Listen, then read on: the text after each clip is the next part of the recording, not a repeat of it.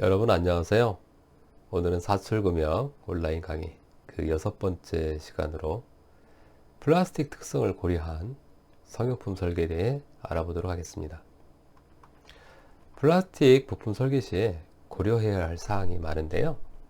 구조상의 강도, 충격에 의한 힘의 분산, 그리고 웰드라인, 수축, 제품의 살 두께, 이러한 사항들을 종합적으로 검토하고 부품 설계가 이루어져야 되겠죠. 특히 플라스틱 제품은 성형 수축에 의해서 치수 스펙에 많은 영향을 미치는데요. 정밀 플라스틱 제품 생산에 있어서 수축의 변동 요인을 정확히 이해하고 그에 따른 대처를 해야 좋은 양질의 품질을 생산할 수 있겠죠. 따라서 우리는 이러한 성형품 설계에 있어 어떠한 것들을 고려해야 할지 이번 시간을 통해 알아보도록 하겠습니다. 자, 그럼 본 강의로 들어가 보도록 할까요?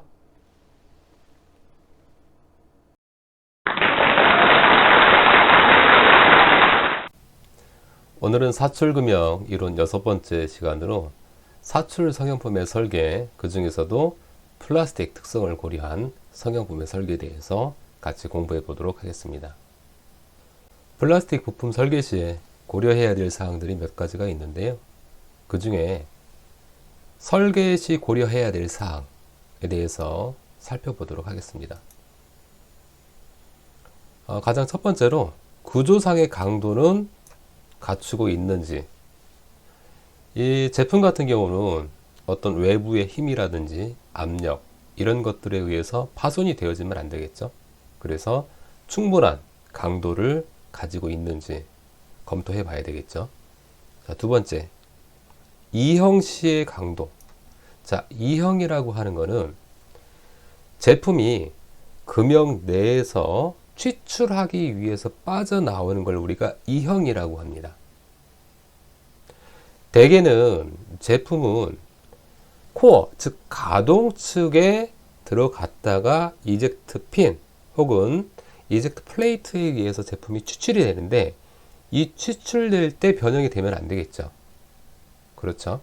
그래서 이 이형 시의 강도에 대해서 충분히 검토를 해줘야 되겠다. 자, 세 번째로 충격에 의한 힘의 균등한 분산이 이루어질 수 있느냐.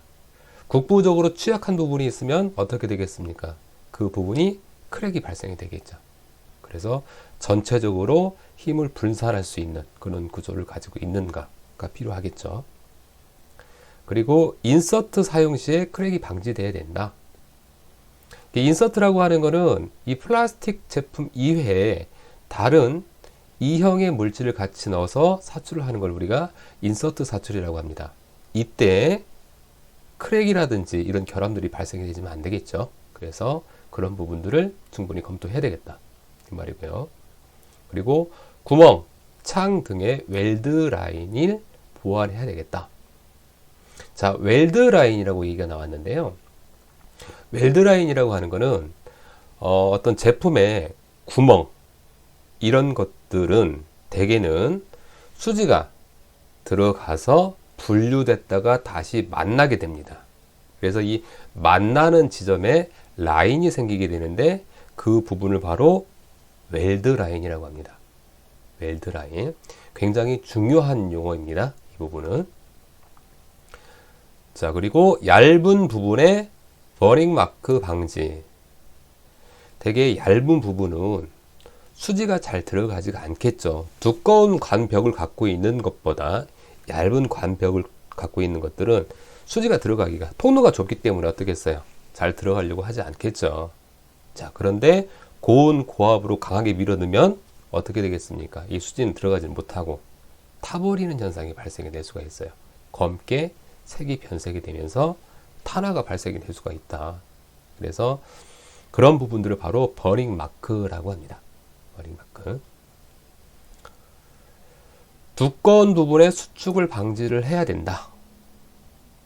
수축이 발생되는 요인은 사출 성형 이후에 제품의 냉각 시간을 갖추는데요. 이 냉각의 결정화도가 생기는 부분이거든요. 그래서 제품이 줄어들어요.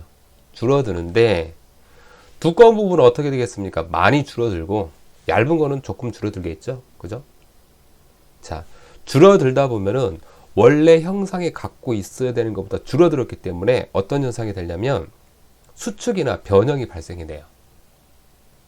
플라스틱 성형의 불량 중에 한 부분입니다. 이게. 그래서 가급적이면 플라스틱 제품은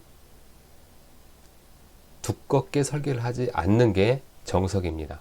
물론 강도 때문에 부득이하게 두껍게 가야 된다라고 하면 중간중간에 살 빼기를 해서 수축을 방지할 수 있는 충분한 기능적인 역할을 해야 됩니다. 칼날부의 흐름을 억제하여 생기는 충진 부족을 방지를 해야 된다. 자, 이런 얘기이죠. 칼날부라고 하는 거는 엣지 상태는 만약에 물이라고 가정을 합시다. 물이 흐르는데 갑자기 90도로 꺾어져서 흐르게 되면 어떻게 되겠어요? 잘 흐르지 않겠죠. 그죠? 완만하게 흘러주는 곡선의 타입을 가져야 되겠죠. 자, 여기에서도 마찬가지예요. 칼날부의 흐름을 하지 말고 어떻게 해라? 완만하게 할 수 있도록 해라. 왜냐하면 칼날부의 흐름을 잘못하게 되면 충진 부족이 발생이 된다. 성형이 되지 않는다. 그런 얘기예요. 그럴 수 있겠다. 그리고 균일한 두께를 유지를 해라. 제품을. 괜히 두껍다, 좁아졌다, 두껍다, 좁아졌다. 그렇게 할 필요가 없죠. 가능한 한 균일하게 가라. 왜냐하면 결국은 Q는 유량이라고 하는 거는 단면적 A 곱하기 V예요. 자, 단면적이 증가가 되면 어떻게 되겠어요? 속도는 줄어들어요. 대신에 단면적이 좁아지면 속도는 빨라지게 됩니다. 즉, 플라스틱이 성형에 있어서 금형 내에서 충진이 되고 있단 말입니다. 그러면 단면적이 변화가 심하게 되면 유속이 그 안에 흐른 충진의 유속이 빨랐다 느렸다 빨랐다 느렸다 이런 형태가 되겠죠. 그럼 제품은 어떻게 나오겠습니까? 규칙적으로 나오지 못한다는 얘기예요. 그래서 가급적이면 균일한 살 두께로 설계를 해라 그 말입니다. 그리고 두껍지 않고 얇게 해라. 얇게. 앞에 이 수축 때문에 그렇습니다. 수축. 자, 이런 것들이 설계에서 고려해야 될 사항들입니다. 다음으로 봐야 될 거는 수지별 권장하는 살 두께입니다. 참조만 하시면 될 것 같습니다. 이 부분은. 그리고 왼쪽에 있는 부분은 레진, 즉 수지를 얘기를 하는 거고요. 오른쪽에 있는 거는 허용 살 두께, 단위는 밀리미터입니다. 폴리에틸렌 P2죠. P. 폴리에틸렌 같은 경우는 0.9에서 3mm. 이 굉장히 범위가 넓어요. 사실. 그래서 이 데이터가 큰 의미는 없습니다. 참조만 하시면 될 것 같습니다. 나일론 같은 경우는 0.5에서 3mm, 3mm 정도 되고요. 그리고 아크릴은 1.5에서 5mm 이 정도 되고요. 그리고 폴리카보네이트 1.5에서 5mm, 경질 염화 비닐 수지 1.5에서 5mm. 자, 여기서 봐야 될 거는 여러분들이 이걸 좀 보셔야 돼요. 큰 특성을 아셔야 돼요. 특성을. 자, 아크릴과 그리고 경질 염화 비닐 수지, 폴리카보네이트. 얘네들은 되게 유동성이 나빠요. 잘 흐르지가 않습니다. 그러면 흐르게 하려고 하면 어떻게 해야 되겠어요? 세 가지 팩트가 있어요. 하나는 용융 온도를 높이든지, 둘째는 얘네들이 흘러가고 있는 그 벽을 넓혀주든지, 즉 제품의 살 두께를 넓혀줘야지 되는 거죠. 그래서 아까 Q는 AV, A 단면적이 커져야 되기 때문에, 자, 그렇습니다. 또 하나는 속도를 빨리 해주든지 이 세 가지 방법인데요. 지금 고려하고 있는 팩트는 뭐냐면 살 두께에 대한 거잖아요. 그죠? 그래서 여기 나와 있는 폴리에틸렌이나 폴리프로필렌이나 나일론이나 얘네들에 비해서 아크릴은 경질염화 폴리카보네이트는 허용 살 두께를 두껍게 간다. 이 부분만 여러분들이 이해하고 계시면 될 것 같습니다. 유동성이 안 좋은 재료 같은 경우는 어떻게 한다? 살 두께를 좀 더 크게 해서 충분하게 통도를 확보해야 된다. 그런 얘기로 받아들이시면 될 것 같습니다. 그럼 플라스틱 부품 형상의 설계 중에 잘 된 예와 그렇지 못한 예에 대해서 서로 비교해서 보도록 하겠습니다.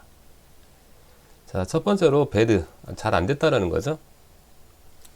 자, 이 형상 같은 경우는 바로 이 코너부입니다. 이 누군데. 현재 어떻게 되어 있어요? 엣지가 거의 뭐 스트레이트, 직각 형태로 되어 있죠. 자, 이렇게 되면 수지가 부드럽게 이렇게 흘러가야 되는데 그렇지 못한다는 거예요. 그래서 어떻게 해줘야 되느냐면 여기 부분을 어떻게 했습니까? 라운드를 준 거죠. 라운드. R값을 줬다는 겁니다. R값. 그래서 수지가 부드럽게 흘러갈 수 있도록 그렇게 개선을 한 거고요. 두 번째 그림을 보도록 하겠습니다. 이게 나쁜 예예요. 어디 부분이 나쁠까요? 바로 여기 부분이에요. 여기 부분. 양쪽. 자, 이렇게 되어 있으면 살 두께도 두꺼울 뿐더러 이 성형 수축에 의해서 이 제품은 나중에 어떤 형태대로 수축이 되냐면 이런 형태대로 안쪽으로 말리게 되어 있습니다. 왜? 수축 때문에 이렇게 말리게 돼요. 형상이 전혀 반대로 나오겠죠. 그죠? 아무리 금형에서 똑바로 우리가 가공을 했다고 하더라도 실제 성형품이 나오는 거는 냉각 이후에 변형되어 있는 제품으로 나오니까 이렇게 돼 버립니다. 그래서 이걸 어떻게 개선을 해야 되겠어요? 어떻게? 자, 이렇게 개선을 한 겁니다. 살 빼기라고 우리가 얘기해요. 살 빼기다. 살 빼기. 그래서 어떻게 했냐면 바로 여기 부분, 그리고 여기 부분, 네 군데의 살을 필요 없는 부분들을 다 빼낸 거예요. 그죠? 자, 그래서 최종적으로 형상을 보면 여기가 없어졌죠? 여기도 없어졌죠? 여기도 없고요. 여기도 없고요. 이 제품의 기능은 뭐겠어요? 결국은 어떤 상대 플레이트에 상대 플레이트가 이렇게 있다라고 하면 결국 이 위에 무언가 마운트에서 조립이 되어지는 부분이겠죠. 이 기능 자체는 그럴 거라고요. 그죠? 그러면 그 기능에는 충분히 이상 없도록 하고 그 이외에 필요 없는 부분들은 과감하게 살 빼기를 해야 된다. 그 얘기를 드리는 겁니다. 자, 그리고 이런 경우죠. 어떤 경우냐면 바로 이 부분의 엣지가 굉장히 샤프하죠. 이 부분이. 결국 이런 형태대로 되어 있는 거예요. 지금 여기가 엣지 형태가. 자, 그래서 이걸 어떻게 했냐면 이 코너 부에 어떻게 얘도 라운드 처리를 해서 부드럽게 수지가 흐를 수 있도록 그렇게 해주는 거다. 이렇게 보시면 될 것 같고요. 자, 다음으로 가급적이면 제품 살 두께를 좀 균일하게 하라고 그랬더니 어때요? 여기는 두껍고요. 다른데 또 불규칙적으로 막 이렇게 되어 있죠. 자, 이건 아니다라는 거예요. 이렇게 설계를 하면 안 되고 어떻게 해야 되냐? 분명히 수축이 생깁니다. 여기 부분, 여기 수축이 생겨서 올록블록하게 나옵니다. 그래서 어떻게 했냐면 그림 보시면 알 거예요. 자, 여기 부분을 어떻게 했어요? 살 빼기를 요렇게 한 겁니다. 또 여기 부분도 필요 없는 부분이면 요렇게 한 거예요. 결국은 이 부분 그리고 이 부분을 이렇게 살 빼기를 해서 정리를 한 거다. 그럼 여러분들이 보더라도 이 살 두께가 어떻게 돼요? 지금 균일하게, 물론 여기는 제품 형상상 어쩔 수가 없겠죠. 균일하게 만들어 줬고요. 또 하나는, 두 번째 거는 바로 이 부분의 엣지들입니다. 거의 뭐 날이 서 있죠. 샤프하게. 자, 이렇게 하면 안 된다고 그랬잖아요. 어떻게? 부드럽게 흐를 수 있도록 라운드 처리를 해줘라. 얘도 요 얘기죠. 라운드 처리를 그렇게 해준 거잖아요. 자, 그런 예가 있고요. 자, 이런 형태의 것도 있을 수 있겠죠. 제품이 여기 통째로 되어 있어요. 그냥 이렇게 제품이 하나로 그냥 이렇게 묶여 있습니다. 이렇게 되어 있는데, 어떤 문제가 발생이 되냐면, 성형을 하게 되면 이 두꺼운 부분은 바로 이런 식으로 기포가 남아 있을 수가 있고요. 그 안에 공기가 빠져나오지 못하고, 공기나 가스가 빠져나오지 못하고 그대로 거기에 체류되어 있는 상태예요. 그걸 기포라고 얘기하거든요. 기포.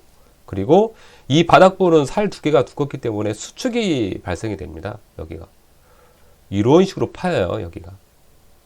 그래서 어떻게 해야 되느냐. 자, 여기 같이 이렇게 하나로 얇게 지지를 해주는 형태. 근데 어떤 게 문제가 되겠어요? 바로 강도가 문제가 될 수가 있겠다. 그럼 이렇게 해주면 되잖아요. 두 개, 양쪽으로.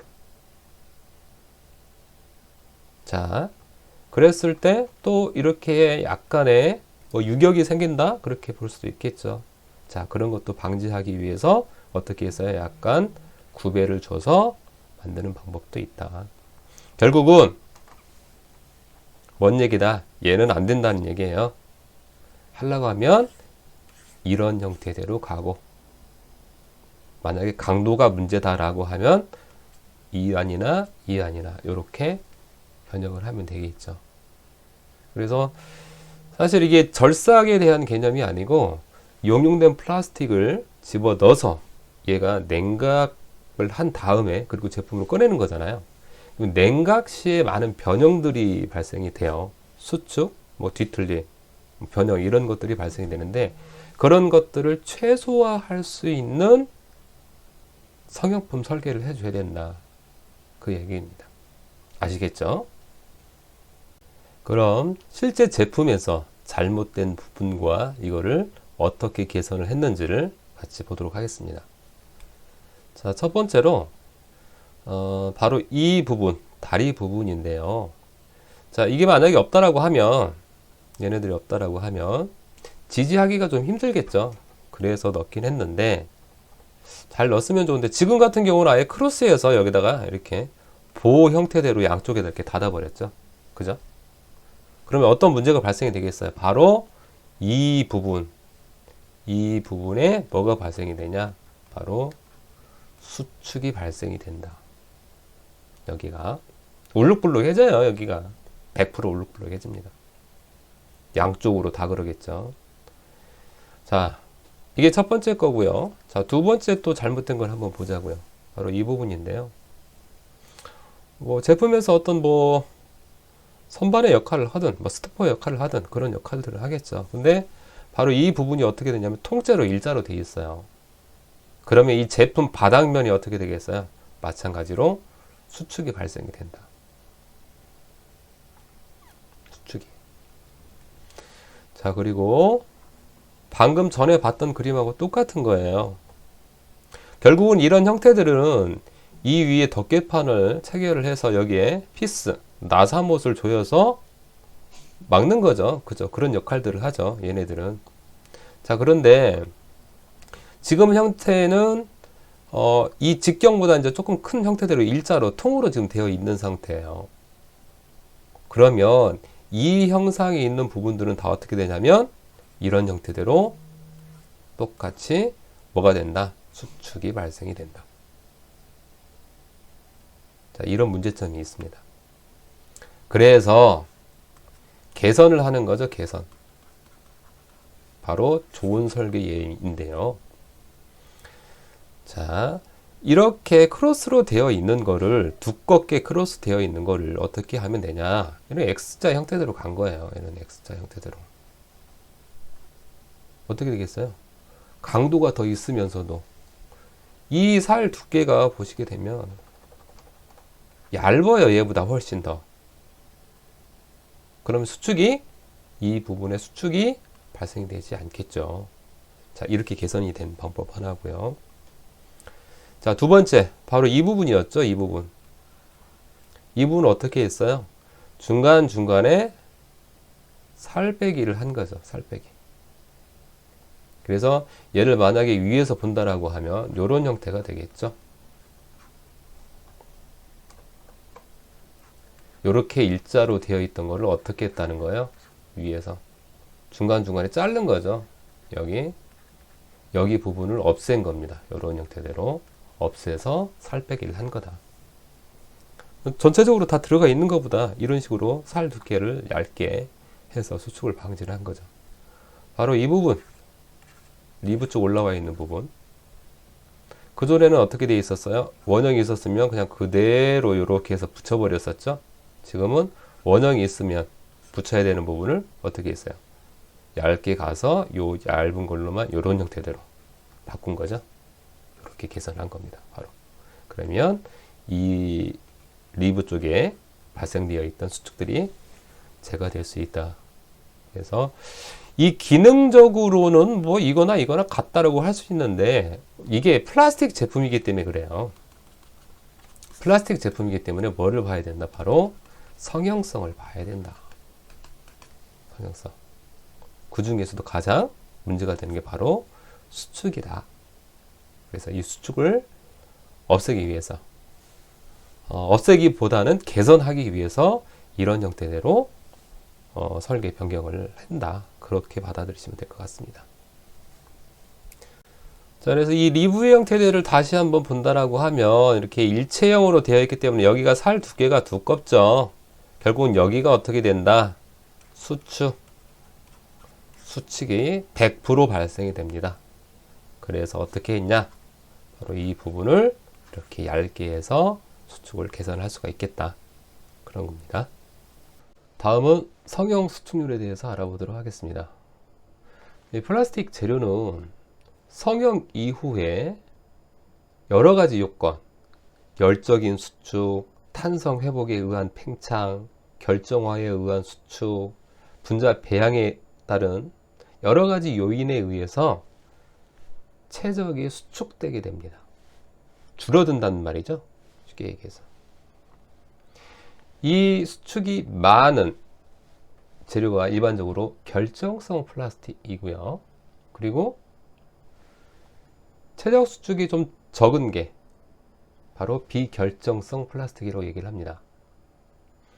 그래서 비결정성 플라스틱이 치수 안정성이 좋다라고 얘기하는 것은 결국은 이 수축률이 결정성에 비해서 적기 때문에 그렇게 얘기를 하는 거예요. 자, 그래서 이 성형 수축률이라고 하는 거는 결국은 상온에서의 금형 치수분에 원래 금형 사이즈가 있을 거잖아요. 그죠? 이거 분의 상온의 금형 치수에서 줄어든 성형품의 치수를 뺀 값으로 나타납니다. 좀 이해가 안 가시겠지만, 자, 이게 금형 치수라고 보자고요.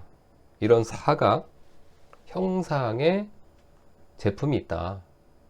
이 제품의 금형에 성형을 하고 나면 제품은 이런 식으로 줄어들게 돼 있어요. 즉, 뭐 정비례로 이렇게 줄어드는 건 아니고요. 약간의 차이는 있을 수가 있습니다. 금형 치수보다 제품 치수가 이렇게 줄어들게 돼 있어요. 이걸 우리가 성형 수축이라고 얘기를 하고요. 자, 예를 들어서 자, 이 거리가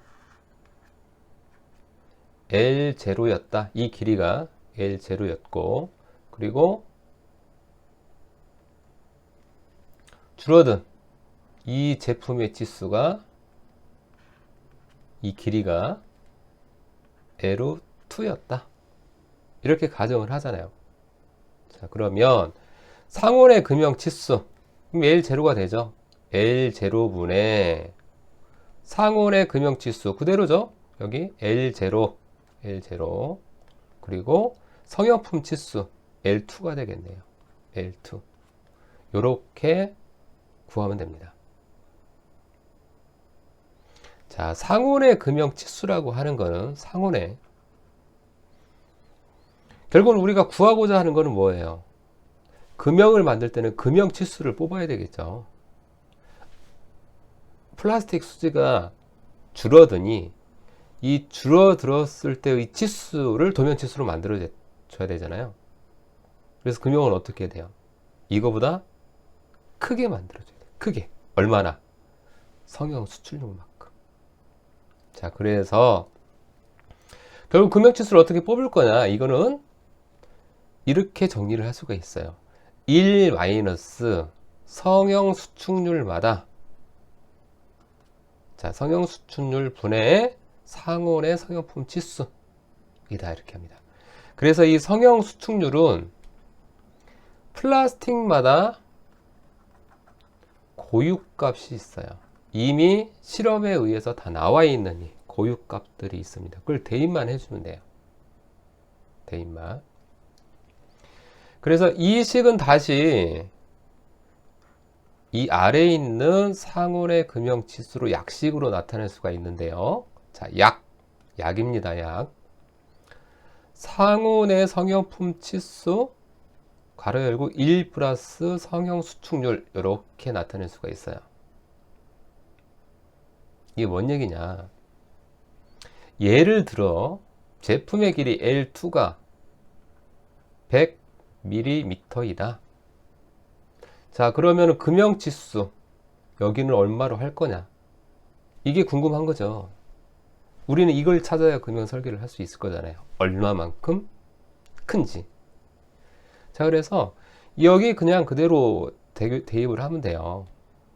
상온의 금형 치수 L은 L이라고 보자고요. 상온의 성형품 치수 얼마예요? 여기서 100이라고 그랬죠. 100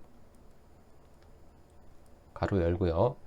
1 플러스 성형 수축률 이것만 대입을 하면 되겠네요. 자, ABS를 예를 들어보도록 할게요. ABS 복합수지죠. 얘의 성형 수축률은 약 1000분의 5 단위 길이당 1000분의 5가 됩니다. 이거를 소수점으로 나타내면 0.005가 되고요. 여기 그대로 대입을 하도록 하죠. 0.005 이렇게 됩니다.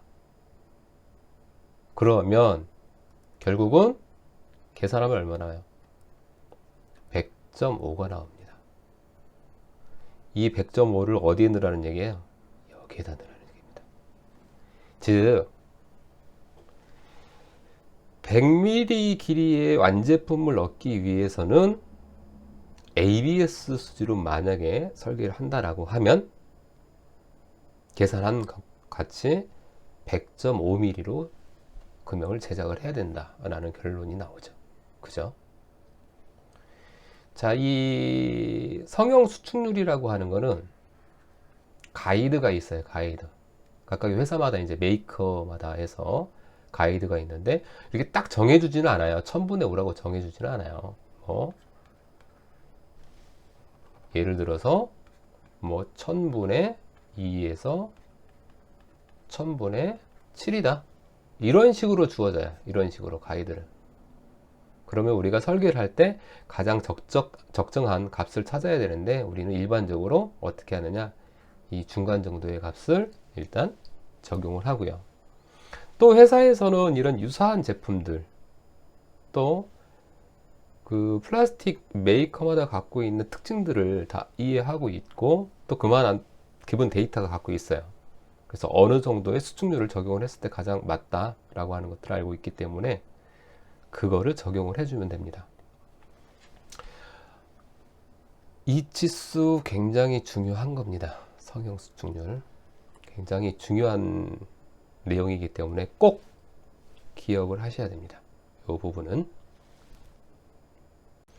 그럼 이러한 성형 수축률에 영향을 주는 인자들이 있을 거잖아요. 그걸 한번 보자고요. 어떤 것들이 있는지. 자, 첫 번째로는 열적인 수축이 있어요. 열적인 수축. 그래서 이거는 수지의 고유의 열 팽창률을 나타내는 거고요. 이거에 의해서 수축을 하는 게 바로 열적 수축이다. 자, 두 번째는 탄성 회복에 의한 팽창. 탄성 회복에 의한 팽창. 즉 이거는 우리가 플라스틱을 성형을 하기 위해선 금형 내에 용융되어 있는 플라스틱을 고온, 고압의 상태로 밀어 넣죠. 강제적으로 밀어 넣습니다. 강제적으로. 그러면 이 압력에 의해서 플라스틱은 내부에서 일단 압축이 되어 있는 상태에 있다가 힘을 풀어주면 어떻게 돼요? 원상태로 복귀를 하려고 그러는 거죠. 그죠? 그래서 여기서는 탄성 회복에 의해서 원상태로 돌아가려고 하는 팽창에 대한 겁니다. 얘는 팽창. 팽창. 자, 세 번째는 결정화에 의한 수축이다. 결정화. 그래서 성형 공정에서 이 결정화에 따라서 나타나는 최적의 수축이다. 고분자는 폴리머 결정 구조가 긴 체인 형태대로 되어 있다라고 그랬죠. 그죠? 그래서 분자수가 1만 개 이상을 우리가 고분자라고 그랬어요. 얘네들은 용융이 됐다. 다시 응고가 되면서 결정 상태로 가려고 하는 그런 특징들이 있죠. 그래서 그때 이 결정화에 의해서 발생되어지는 수축이다. 그리고 분자 배양의 완화에 의한 수축입니다. 그래서 수지의 유동 방향 이거에 따라서는 늘어난다. 냉각 시의 배양성이 완화되기 때문에 늘어진 분자가 원래의 상태로 되돌아가려고 한다. 이에 따라서 수축이 발생이 되는 겁니다. 그래서 분자의 배양에 의한 수축을 얘기를 하는 거고요. 지난 시간에 한번 얘기를 했었을 거예요. 자, 제품이라고 이렇게 하자고요. 제품이고요. 이제 여기 이렇게 러너가 이렇게 있습니다. 러너. 그리고 게이트. 그리고 수지가 이제 들어오겠죠. 들어오게 되면 어떤 식으로? 이런 식으로 성형이 됩니다. 이런 포물선 형태대로. 근데 이 안에 이제 분자의 배양 구조는 어떤 형태대로 되냐면 수지의 흐름 방향. 어떻게? 요 방향으로 긴 체인 형태대로 이렇게 늘어진다. 이게 일반적이다라고 그랬어요. 이걸 우리가 뭐라고 그랬어요? 배향이다라고 얘기했죠. 배향. 여기서 얘기하는 배향이 바로 이걸 얘기를 하는 겁니다. 수지의 유동 방향으로 늘어난다. 이런 식으로 늘어난다. 냉각시의 배양성이 완화되기 때문에 단계 늘어진 분자가 원래대로 되돌아가면서 발생되는 수축이 있다. 이걸 우리가 분자 배양 완화에 의한 수축이다 라고 얘기를 합니다. 자, 그래서 결국 중요한 거는 여러분들이 이 성형 수축률에 대한 공식 개념 이해해야 되고요. 그리고 성형 수축률에 영향을 주는 팩터, 이것이 무엇인지 잘 기억해 둬야 되겠습니다. 그럼 이런 성형 수축률의 변동 요인에 대해서 어떤 것들이 있는지 한번 보자고요. 첫 번째는 캐비티 내의 수지 압력입니다. 캐비티, 금형 아니라는 게 금형, 공동부 아니라는 겁니다. 자, 캐비티 내의 수지 압력이 어떻게 높을수록, 수지 압력이 높을수록 수축률은 어떻게 된다? 적어진다입니다. 그만큼 압력을 많이 밀어주게 되면 이 안에 있는 플라스틱 같은 경우는 굉장히 밀도가 높아지겠죠. 꽉 차이겠죠. 그래서 이 수축률은 적어지게 되고요. 두 번째로 다수개 빼기. 이 금형에서 하나의 제품을 나오는 게 단 캐비티, 한 캐비티라고 얘기를 하는데 보통 금형에서는 그렇지 않죠. 여러 개의 제품이 한꺼번에 다 나올 수 있도록 다수개 캐비티를 쓰고 있는 거죠. 그래서 이런 다수개 빼기 금형에서의 각 캐비티에 균일하게 압력이 걸리는 것이 필요하다. 이 게이트 밸런스가 굉장히 중요하다라는 거예요. 이게 예를 들어서 제품이 이제 단일 캐비트만 있는 게 아니고요. 대개는 뭐 이런 형태대로 배치가 되죠. 이게 뭐 제품이다라고 가정을 하자고요. 이렇게 4개의 제품이 있다. 4개의 제품이 있고요. 자, 여기에 이제 러너라는 게 이제 이렇게 들어올 거예요. 러너가 이렇게 들어오고요. 조금 잘 안 그려지네요. 이렇게 러너가 들어오고요. 그리고 서브런너가 이렇게 하나씩 들어가고요. 그리고 각각의 이제 게이트가 이렇게 들어갈 겁니다. 게이트. 자, 이 위쪽에서는 이제 스프루가 이렇게 들어오고요. 결국은 이 스프루를 통해서 들어오는 수지는 어떻게 돼요? 이쪽으로 분기되면서 다시 제품으로 들어가게 되겠죠. 그래서 제품을 성형을 할 겁니다. 그죠? 이렇게. 대개는 금형에서는 단일 캐비티가 아니라 다수 캐비티. 지금 이거는 제품이 하나, 둘, 셋, 넷. 그래서 4캐비티라고 그래요. 4캐비티. 4개이다. 그래서 4캐비티라고 하는데, 이 게이트 밸런스, 이게 동일하게 이 제품들의 압력이 균일하게 가야 되지, 하나는 이쪽은 과하게 압력이 가해지고 이쪽은 적게 압력이 가해진다라고 봤을 때, 여기 같은 경우는 이제 오버플로가 걸려가지고 플래시, 제품이 과도하게 커진다든지 아니면은 플래시라고도 해요. 버나 플래시, 이게 파팅면으로 삐져나오는 그런 것들 있잖아요. 이런 것들이 발생이 될 수 있고, 여기 같은 경우는 어떻게 해요? 성형이 되지 않는 미성형. 원래의 제품이 이렇게 나와야 되는데 일부분까지만 나오고 끝나버린 거. 이거를 바로 우리가 미성형이라고 그러잖아요. 그죠? 자, 그래서 다수개 빼기에서는 균일하게 압력이 걸리도록 하는 것이 굉장히 필요하다. 그 얘기입니다. 캐비티 내의 수지 압력에 대해서 수축률의 변화를 한번 보도록 하자고요. 두 가지를 비교를 할 겁니다. 비결정성 수지와 결정성 수지. 그래서 비결정성 수지는 HIPS, 그리고 결정성은 PP를 볼 건데요. 이쪽이 지금 보고 있는 게 비결정성 수지이고요.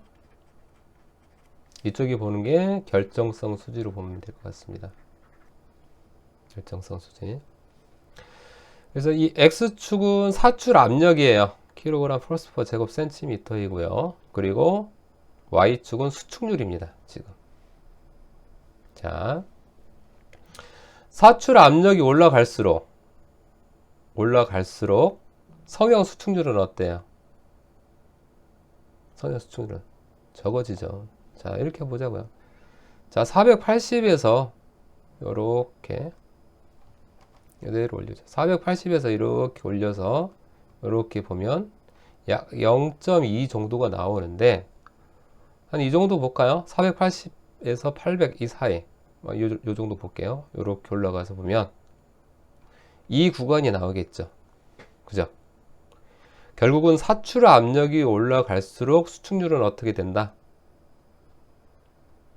낮아진다. 이게 되겠죠. 낮아진다. 자, 그리고 여기는 흐름 방향과 흐름에 대한 직각 방향으로 나와 있어요. 그래서 이건 뭔 얘기냐면, 이거 참 많이 그리네요. 자, 게이트이고요. 자, 수지는 이렇게 흘러갑니다. 그래서 지난번에 요 방향이 흐름 방향이고, 이 방향이 뭐다? 이 방향이 흐름에 대한 직각 방향이다. 이렇게 보시면 될 것 같아요. 자, 보시게 되면 현재 흐름에 대한 직각 방향에 대한 수축률이 어때요? 적죠? 그죠? 즉, 이 비결정성 수지에서는 흐름 방향의 이 방향의 수축률이 크다. 그런 얘기가 나오겠죠. 흐름 방향의 결정성 수축률이 크다. 자, 그렇게 보시면 될 것 같고요. 지금은 PP, 여기는 결정성 수지라고 그랬죠. 비결정성은 이렇게 직선의 형태대로 나오는데요. 비결정성의 경우는 이렇게 곡선의 형태가 나옵니다. 아니, 결정성 같은 경우는 이렇게 곡선의 형태가 나오고요. 그래서 뭐 이거는 예시로 뭐 45도에 235도 이렇게 돼 있는데 얘도 마찬가지. 자, 사출 압력이 낮았을 때의 수축률과 그리고 높았을 때의 수축률을 비교를 해 보면 어떻다? 사출 압력이 높으면 수축률이 적어진다. 이걸 보면 알 수가 있겠죠. 자, 그래서 캐비티 내의 수지의 압력에 따른 성형 수축률에 대한 변화를 같이 봤습니다. 이해하시겠죠?